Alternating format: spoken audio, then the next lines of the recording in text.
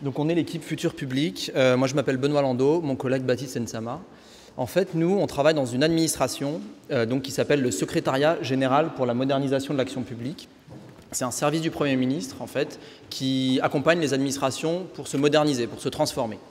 Et donc nous, Futur Public, on est un programme d'innovation publique et notre boulot, en fait, c'est d'aider à faire évoluer la culture professionnelle de l'administration française, à la rendre plus innovante.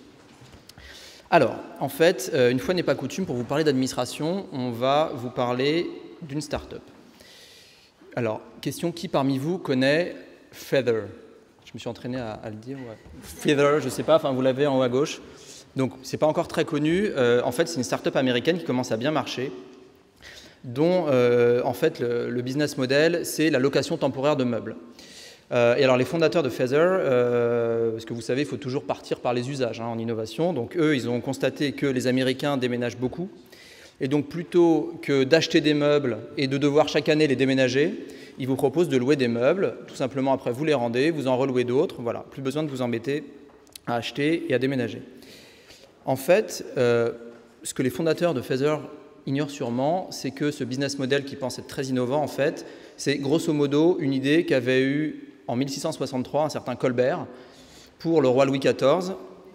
Et en fait, il avait créé une petite start-up à l'époque qui s'appelait le garde-meuble de la couronne.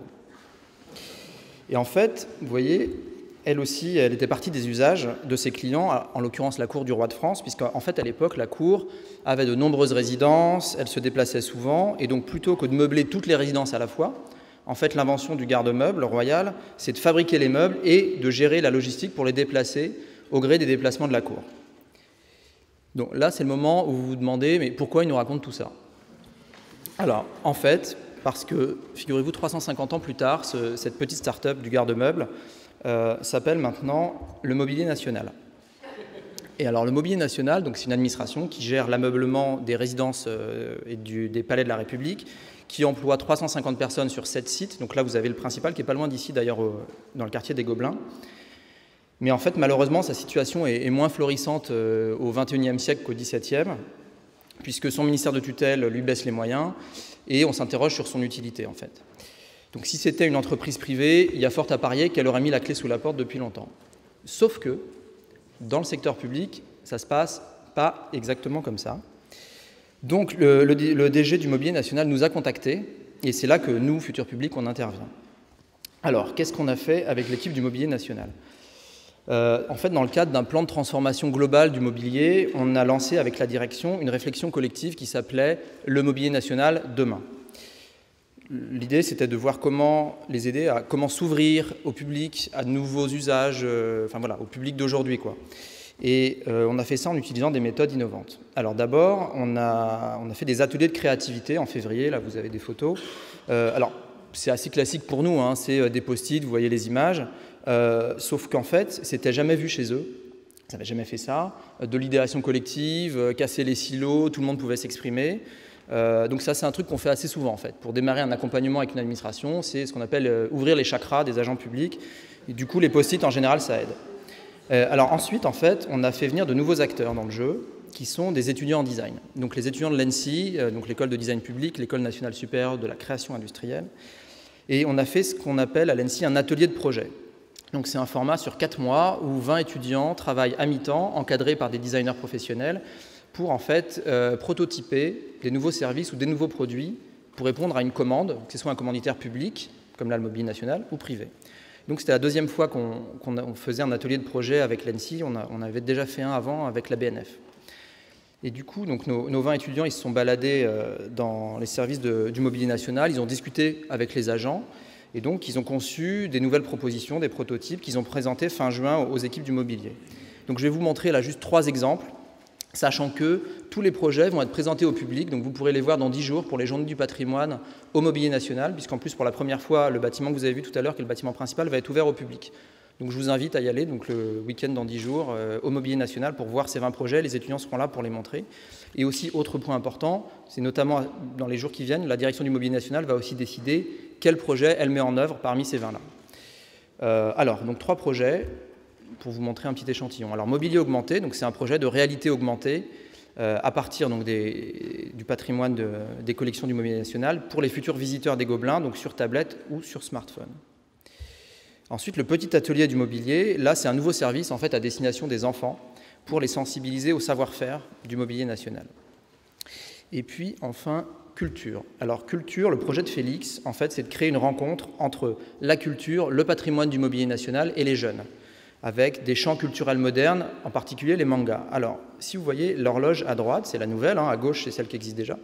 Et celle de droite, si vous voyez bien, la petite image dorée, en fait, c'est les Chevaliers du Zodiaque, que Félix a repris là. Et alors, encore plus nettement, celle que je préfère, c'est celle-là. En termes de choc des cultures, le poster, c'est Sangoku au Grand Trianon, si vous voyez tout en haut. Et voilà, c'est un des résultats qui permet en fait d'inspirer l'évolution du mobilier national. Voilà, je te laisse continuer. Alors donc, dans le même axe que la transformation qu'on a fait avec le mobilier national, on a trouvé la manière, entre guillemets, d'avoir le don d'ubiquité, c'est-à-dire de se dédoubler sur les territoires pour être plus proche des citoyens. Je vais vous expliquer ce qu'on a fait.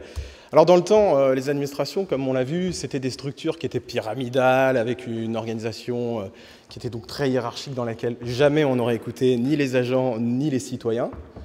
Ça se faisait à Paris, en centrale. Aujourd'hui, finalement, il existe des laboratoires d'innovation qui sont des petites structures agiles et qui permettent finalement d'associer toutes les parties prenantes sur une problématique donnée et de créer des nouveaux usages avec les citoyens et les agents. Donc ici, vous avez l'exemple du lab La Base, donc à Bordeaux, dans lequel vous avez le préfet qui fait un icebreaker avec les usagers. Donc l'idée, c'est de changer l'image du secteur public et de changer ses méthodes de travail pour plus travailler dans un bureau, dans son coin, mais de travailler directement avec les gens. Alors, cette modalité-là, travailler en transversalité, ça ne pourrait pas se faire sans notre communauté, qui est la communauté Futur Public, qui rassemble 400 agents qui s'intéressent à l'innovation et avec laquelle on organise différents événements afin de la souder et afin que chacun apprenne à se connaître.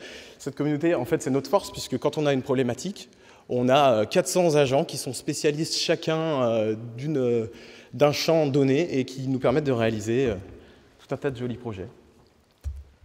Alors, pour que vous compreniez un petit peu plus également ce qu'on fait, on a 3 projets en ce moment pour la rentrée. On travaille avec Station F à créer des expérimentations avec les startups, donc créer notamment de nouveaux services publics, créer de la nouvelle technologie pour répondre à des grandes problématiques. Avec la Bibliothèque nationale de France, où on est en train de structurer un incubateur pour les agents. Et enfin, une petite originalité, on a mis en place une boîte à outils design qui s'appelle Comment faire et qui livre des outils que vous connaissez bien, qui sont des outils de design de service, mais spécifiques aux problématiques publiques. Donc, si vous voulez en savoir plus, on a un rendez-vous, c'est la semaine de l'innovation du 20 au 26 novembre. Ce sera partout en France et également à Paris. Notamment, on va faire un atelier avec le service de santé des armées et la mission innovation participative pour trouver des services innovants avec les blessés. Et puis également, vous aurez des conférences, notamment sur l'intelligence artificielle au service de l'État, les neurosciences, etc. Donc finalement, nous, on a un leitmotiv qui est celui-ci. Et je rajouterais même, mais je vois qu'ils ne sont pas encore arrivés, les sages poètes de la rue. Yo. Il est là ? Ah bah. Voilà. Yo. Voilà. C'est le mot de la fin. C'est le mot de la fin.